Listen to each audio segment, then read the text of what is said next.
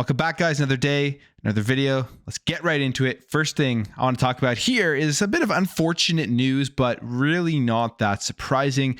I'm actually surprised that it took them this long to crack down on this, but emulation on the Xbox Series X and S, one of the coolest features. If you want to just buy a cheap, or like the Xbox Series S in particular, cheap box under your TV and pretty much play any generation of games from any manufacturer, from PlayStation to Nintendo to the Xbox 360 stuff, right on your Xbox Series S. You were able to currently do that, except until now, which was you were able to actually download emulator apps right from the Xbox store in retail mode, like RetroArch and Xenia, and those would be able to allow you to run stuff from like the GameCube, the Nintendo 64, the Super Nintendo, all of these old consoles, PS1, PS2, all this type of stuff.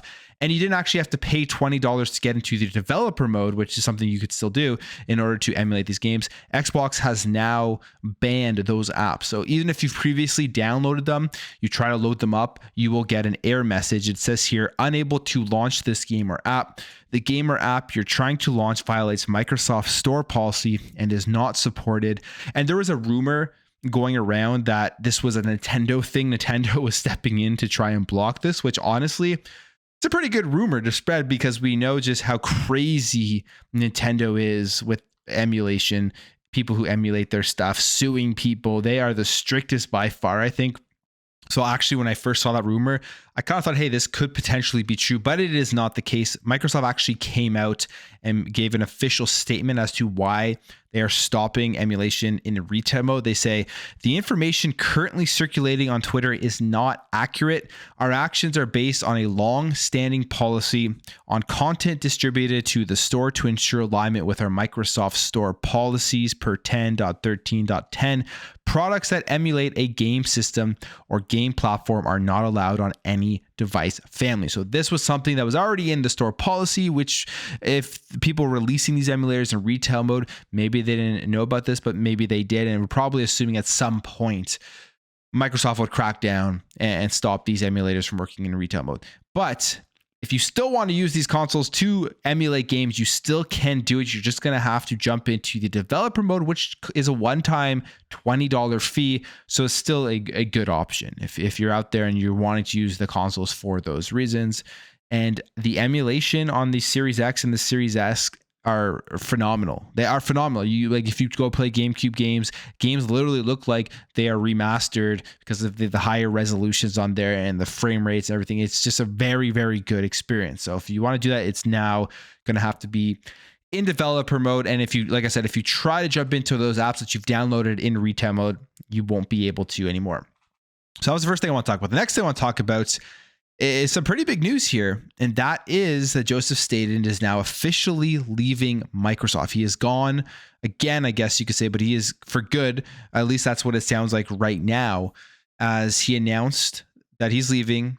He put out a tweet as well where he says, "Hey folks, I am indeed leaving Microsoft. I'll have more info to share soon, but for now, I'd just like to thank all of my Xbox colleagues for all their understanding and support as I embark on a new adventure." And as follows a big shakeup at 343 with Bonnie Ross leaving. There's a new head in Pierre, I forget his last name, Pierre Heinz, I think, which I guess I didn't forget his last name because that is his last name, but a big shakeup at 343, all of the information that came out where they just dropped the ball on content for Halo Infinite. I say this all the time. Halo Infinite has some of the best, if not the best, gameplay in the Halo franchise.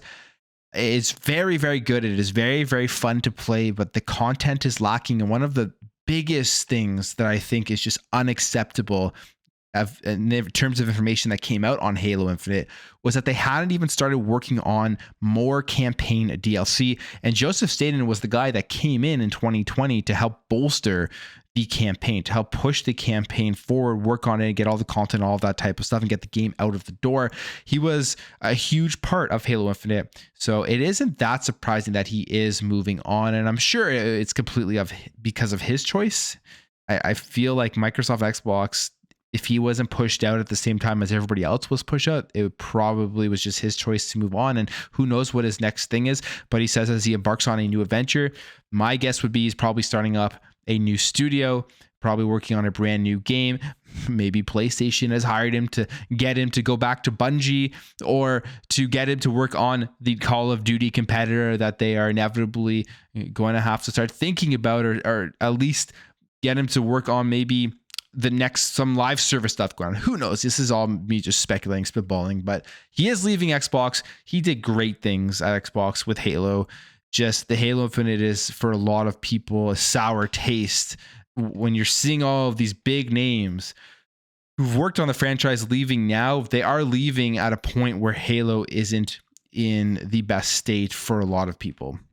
So they'll have a bad perception, I guess, at the end of the day. But Joseph Stain did do really good things with Halo and Destiny and all that type of stuff. So sad to see him leave, but we'll see what this means for Halo going forward. Probably isn't going to make a huge change. The biggest thing for me, again, is like that campaign DLC that they haven't even started on. I hope it's in the works at some point. They have picked up a little bit with the newest season for the multiplayer, but we got to get some campaign DLC, because that's what I was looking forward to the most with seeing all the roadmaps they were putting out. I was hoping at some point we would get some information on what would be next for the single player campaign.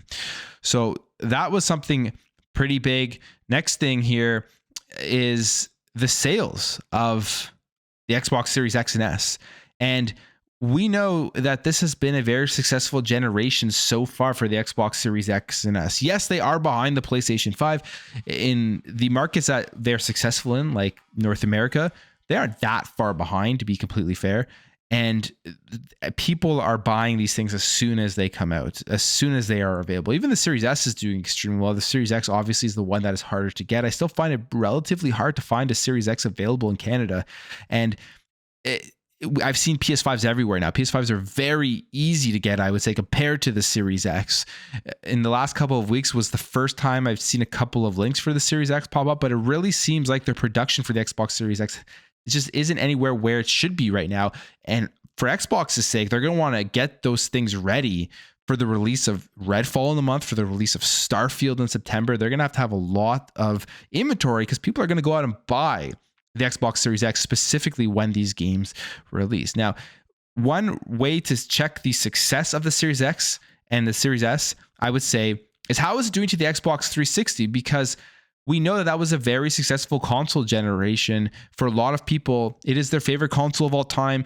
For most people with Xbox, at least as of right now, probably their favorite generation of Xbox. I think by the end of this generation, the Series X and S will overtake the 360 in terms of people's favorite Xbox to ever come out.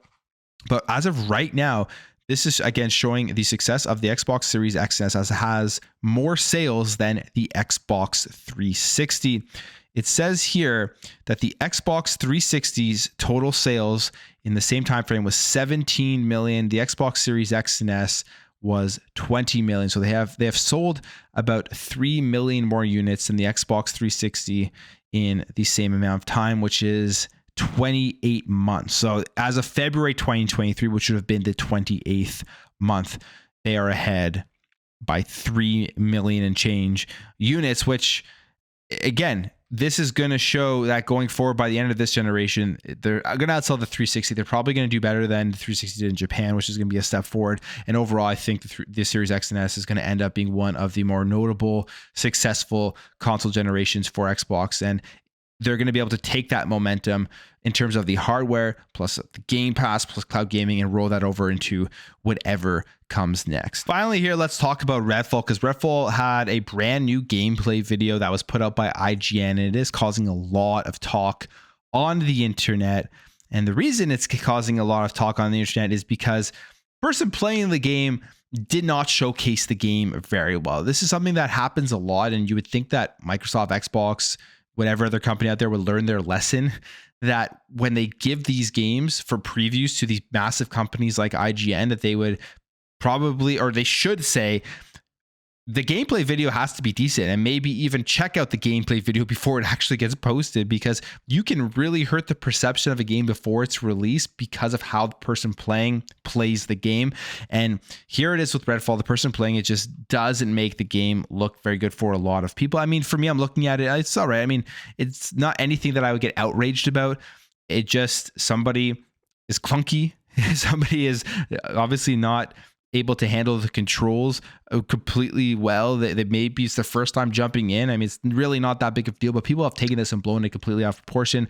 Lots of fake outrage about how RedFall looks, about how RedFall is going to play, how it is going to be another mediocre game from Xbox, and it's just okay because it's going to be dumped into Xbox Game Pass. All of these takes, in my opinion, are very bad faith takes based on, I mean, the facts of what we have seen so far from tons of incredible content dropping into Xbox Game Pass. Xbox winning the 2021 Metacritic Publisher of the Year. All the games that they have been releasing have been very highly critically acclaimed so far this generation. All highly rated, all very high quality, but it almost seems like no matter how many of those games that they release, the narrative is just not going to change for some people. And Redfall is one of those games that it got delayed. A lot of people are looking forward to it. It is one of the biggest games Xbox is releasing this year. So there's a lot of hype, and Arcane has a lot of pressure on them to deliver what people are expecting this game to be. So this gameplay trailer here honestly wasn't as terrible as some people are making it out to be. That's the first fact of this matter. It isn't the best, but we've seen other gameplay trailers, not from IGN, from people who actually got flown out to Xbox or to Arcane to play the game. I think Colt Eastwood had a really good gameplay trailer, so check that one out. And this is actual footage. This isn't like altered videos of people playing these games. And you can see how fun the game looks, how punchy the game looks, all that type of stuff, how good the combat is.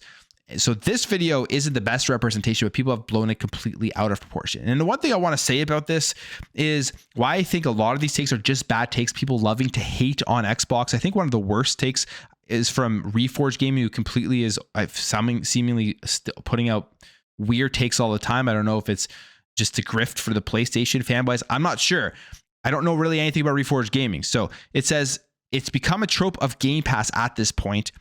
If a game is mediocre or bad, it's thank goodness for Game Pass. That's not the value I signed up for. I want solid AAA games at a better cadence. It's not supposed to be a mediocre dumping ground. The reason I say it's a bad take is if you look at the Game Pass releases from the beginning of 2023 to the end of March, there have been incredible amount of very good games that have dropped on the service that I would say are above mediocre. And when it comes to AAA, we can just look at it. There's like a handful of games, and there's probably more than this, but I didn't go through every single one that has launched so far, but there's a handful of games all that are not mediocre. They're above average. They have high scores, higher than 80 Metacritic, starting off here with Wolong Fallen Dynasty, Age of Empires 2 Definitive Edition, Hi-Fi Rush, MLB The Show 23, Guilty Gear Strive. These are all games that have launched into Xbox Game Pass that are not mediocre. And maybe they're not games for you personally, depending on who you are. Maybe you don't think that these are games, but the claim that Game Pass has not been delivering AAA games so far, at least right now in 2023, is completely false.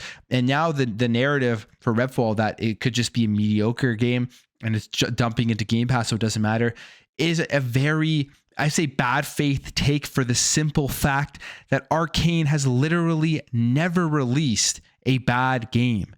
The worst that they have is maybe slightly above mediocre, like maybe like a 75 overall on Metacritic, which, I mean, at the end of the day, like I always say, these reviews don't even matter because it's very subjective on what games people like. But if we need to use numbers and stats to back these things up, overall, Arcane has literally not released a singular bad game in their history. So for people to be afraid, upset over a crappy IGN gameplay video and just throw it out and think it's going to be a mediocre game, it's a bad faith take, because the money should be on the fact that although this gameplay by this IGN employee didn't look great, the money should be on the fact that it's Arcane, and Arcane has always delivered on everything that they have released. So what would make Redfall any different?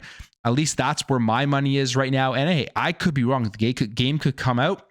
It could be very bad, could be boring, could be stale, gameplay not good, controls clunky, all these things. I have no problem admitting that. But as of right now, from everything we've seen, I think Redfall looks great. That one gameplay trailer has created a lot of fake outrage. And you have to ask the question, why? Why has it created so much fake outrage? The answer Most likely is because it drives the traffic, it drives the clicks, and the hate towards Xbox and their first party studios is a narrative that no matter how many games they put out, even if they win Publisher of the Year, I feel like is going to continue because it gets people clicking and watching content. But I'm going to leave that there, guys. If you enjoyed this video, hit that thumbs up. If you're new here, hit that subscribe, and I'll catch you guys in the next video.